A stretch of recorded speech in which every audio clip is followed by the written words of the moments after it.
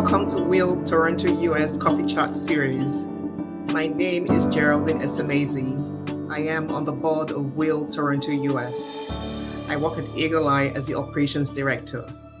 My guest today is Siobhan Calderbank. Siobhan is a senior director for talent management at LCBO. She is a keynote speaker, a recognized learning leader, a consultant, DE&I practitioner, and an award-winning author. Siobhan has spoken internationally to several diverse groups and thousands of people from over 70 countries at conferences, events, seminars, all there to motivate individuals to work more collaboratively. Siobhan is a Universal Women's Network 2019 Women of Inspiration recipient for DE&I and is the UWN National Ambassador for Black Women. She is the founder of Butterfly Ladies, a mentoring program committed to helping to develop the careers of women and youth, especially people of visible minority. She has been recognized as one of the 100 accomplished Black Canadian women in 2022. She has also been selected as the top director of the year in talent management for 2021, Empowered Women of the Year 2021, and the recipient of the Lifetime Achievement Award 2022 by IAOTP. Siobhan, you have amazing accomplishments. Well done to you. Thank you. And I'll go straight into my first question for you, Siobhan.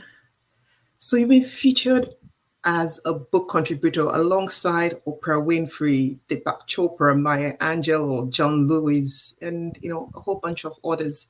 You've been on ABC, CBC, Fox, NBC, and on the billboard at Times Square. Wow. Please tell us a bit about what got you this far. What are key success strategies that aspiring female leaders can adopt to follow your path? Well, as much as I would like to say that I was lucky, the truth is it's not just about luck. It's more around preparation, meeting an opportunity. And I've been really blessed to have multiple opportunities to be presented with. But to do that, most of my career, I would say there's three key things. The first one being curiosity. And I have a natural curiosity to really understand, why do we do something a certain way? Can we do it a different way? And how can we make this happen? Because I'm always looking at how can we do things better. So I'm naturally curious. The second would be to continuously learn. I'm a huge advocate of continuous learning. I went back, I did my master's, I've got tons of other certificates and programs because I always want to learn more so that I can contribute more.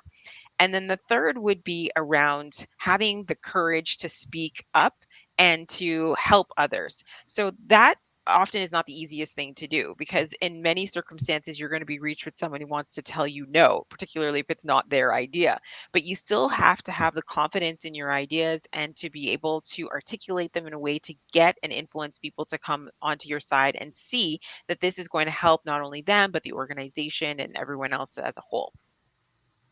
Yeah, that's so true, and I so agree with you with the curiosity bit. And I think that's what Simon Sinek always goes like. Always start with a why. Right. Why are we doing this way? Can we do it any faster, better? Yeah, and the continuous learning for sure. I'm an advocate for continuous learning as well. So my second question will be on. So you've been a DE&I advocate for a while now, and you've led several initiatives. What are your thoughts around the current state of DE&I, especially as it applies to women of color? Do you think it's getting better? Because there's so much more awareness now, but are we making progress? I would say that yes, we are making progress in many ways. Do we have, a lot more to go? Absolutely, but we have to start somewhere. For a lot of Black women and women of color, we have an opportunity now to be able to have a space to speak where before we didn't really do that. We used to keep things quiet. There was unwritten rule that you don't speak up when something happens because it may be career limiting.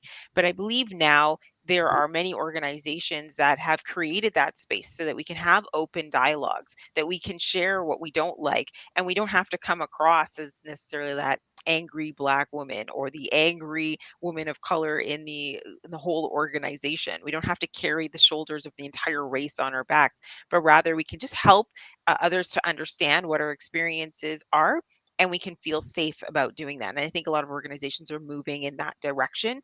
And yes, we'll still have more to come and more work to be done, but I would say that we are positively moving forward. Yeah, yeah, I agree with you. I think more and more men of color are now standing out to be seen and heard. So that's very good.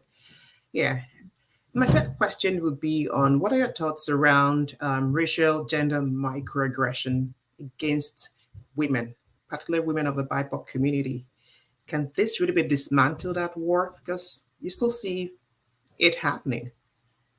Yeah, unfortunately, it still does happen even in today's day and age, but I think it's getting better. I think now that we're able to voice our opinions and talk about things like, hey, don't touch my hair, this is not cool, we can actually help people understand the impact of their behavior. Like, I'm not a pet, so you can't just walk up to me and just pet my hair. Or when I walk in a room, you don't point me out as like, hey, so where are you from? And make me feel that because I'm the only person that's of color that I can't possibly be from here. And then women also have that other level of being spoken over in the workplace when we're trying to articulate ourselves. And then when we get angry when people don't hear, and rightfully so, if someone's talking over you, you're getting labeled. And that's also something that needs to change. So when we take a look at our internal policies, our procedures, our the systemic racism that may have existed for hundreds of years is not an easy thing to dismantle. That's going to take some time. So we have to take a look at, well, what are some of the small steps that we can do now? How do we gradually, continuously improve on that? And eventually we'll get there. But we have to start somewhere. And that's really where I think a lot of organizations can do a really great job by just taking small action. Yeah, yeah, I agree with you on the little actions I can put in place to start making it, better for women of color, really. Right. Yeah. And my final question will be: so I know you are the founder of Butterfly Ladies, so a mentoring program for female minorities. Is this open to the public? Because I know our viewers will want to know, can they enroll in this program? Absolutely. It's 100% free. I know many women have, they've told me over time that they wanted to learn more and they wanted to have opportunities where they could have a mentor, somebody that looked like them, that could inspire them so that they know, hey, I too can be there. So, what I wanted to do is really put together a mentoring program where I would match somebody with another person in my network and let them have a natural relationship evolve where they can support each other, learn from each other, but more importantly, for the mentee to have someone to guide them in their career. So if anyone's interested in being part of the program, they can go to www.butterflyladies.com. You can enter your name and your email address, and then I'll reach out to you directly and we'll start matching you up with somebody whether they be in your industry or just another strong, powerful female who's willing to help and assist and help grow your career.